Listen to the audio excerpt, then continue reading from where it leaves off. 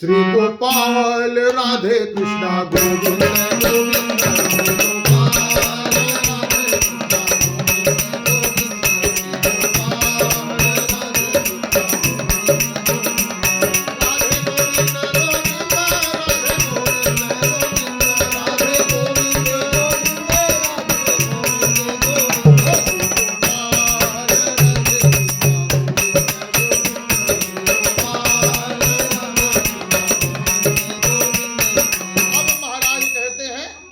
कथा श्रवण करें।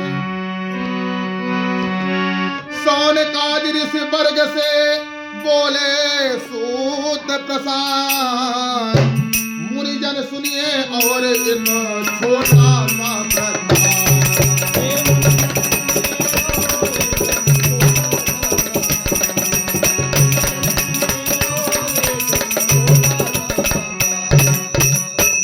बुद्धिमान संततिमान तुंगध्वज नामी नपवर थे, थी प्रजा उन्हें अतिशय प्यारी।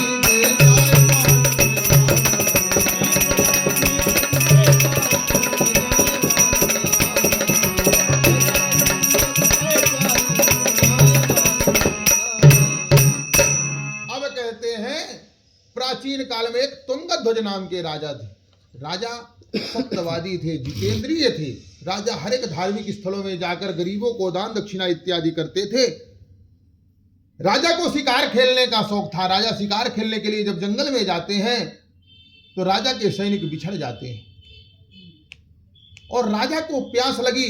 राजा जल की तलाश में घनाघोर जंगल में चले जाते हैं। जब राजा को जल प्राप्त नहीं हुआ तो थक करके राजा वट वृक्ष के नीचे सो जाते हैं। वहीं पर राजा के ही राजनगर के ग्वालवाल मिलकर भगवान श्री सत्यनारायण का पूजन कर रहे थे। और जैसे ही ग्वालवालों को मालूम हुआ कि हमारे राजा जंगल में पधारे हुए हैं तो सुंदर एक डुप्पे में तीरथ प्रसाद लेकर के राजा के पास पहुंचते हैं और राजा को रख करके आ जाते हैं। तुलसी पंचामृत सहित लेकर स्वल्प प्रसाद और राजा के सन निकट के आए विगत।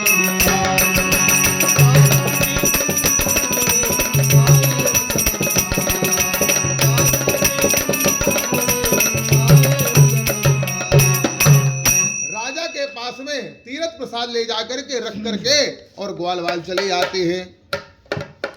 अब जब राजा की निद्रा खुलती है तो राजा देखता है मेरे सामने प्रसाद, और ये तो पूजा ग्वालवाल कर रहे थे। मैं इतना बड़ा राजा, इन ग्वालवालों का प्रसाद क्यों ग्रहण करूं? और राजा प्रसाद का परित्याग कर देते हैं।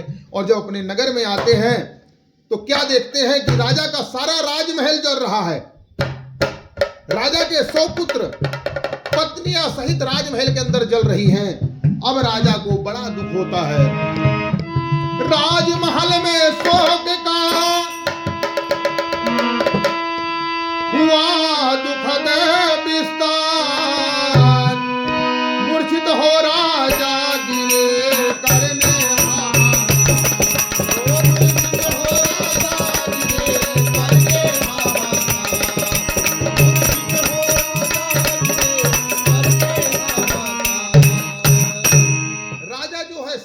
देख करके मूर्छित हो गए।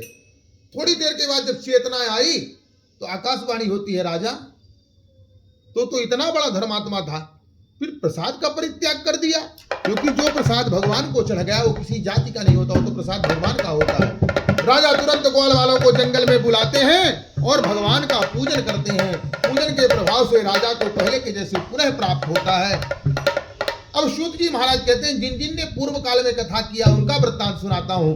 जो सदानंद नाम के ब्राह्मण थे, दूसरे जन्म में सुदामा के रूप में जन्म लिए और भगवान श्री कृष्ण जैसे परम मित्र को पाकर भगवान के परम धाम को गए। जो लकड़ी बेचने वाला लकड़हारा था, दूसरे जन्म में केवट के रूप में प्रकट हुआ और भगवान श्री राम को नौका में बैठाकर गंगा के पार किया और पुल के सहित भगवान के परम धाम को जाता है। जो साधु वैश्य थे, दूसरे जन्म में मोरध्वज हुए और भगवान श्री कृष्ण अर्जुन जब परीक्षा लेने के लिए गए तो अपने पुत्र को आरे से चीरकर भगवान के सामने अर्पण कर दिए। जो उनका मुख नाम के राजा थे, दूसरे जन्म में राजा मनु और रानी शत्रुपा के रूप में प्रकट हुए। जिनके घर में भगवान रंगनाथ की सेवा होती थी, उनके ही वंश में भगवान श्री राम का जन्म हुआ।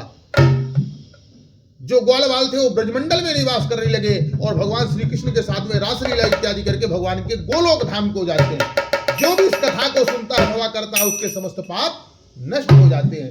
बंधन में पड़ा हुआ व्यक्ति बंधन से मुक्त होता है, निर्धन युक्त धनयुक्त होता है। इस प्रकार से निरंतर भगवान की कथा करते रहना चाहिए। सूत जी महाराज इस प्रकार से कह करके सुन कर यह कथन सोन कादिक सतव्रत से उत्पन्न हुए और परिपूर्ण भक्ति के विमल भाव मन में उनके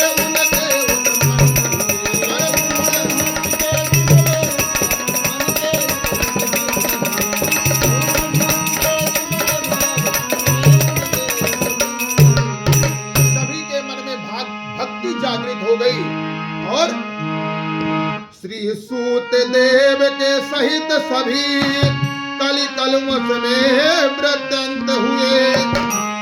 आरती सत्यनारायण की करने